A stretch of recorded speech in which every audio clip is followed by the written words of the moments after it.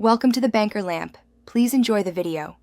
You start by making sure your Samsung has cellular service and a voicemail plan because the carrier handles greetings and retrieval.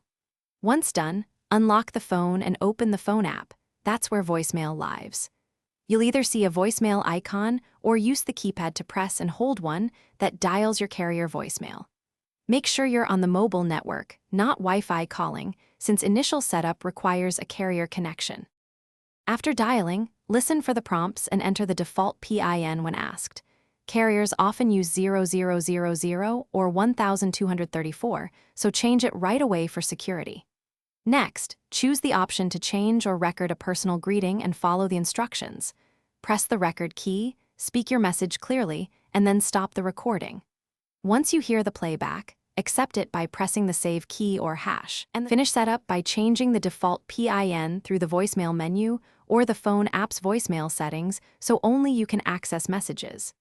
You should also enable visual voicemail in the phone app to see messages, get transcripts, and manage storage faster. If you can't access voicemail, restart the phone first, confirm account and network status, then try dialing voicemail again. And if problems persist, contact your carrier. They may reset your mailbox or update provisioning. Thanks for watching. If this was helpful, leave a like and consider subscribing. See you next time.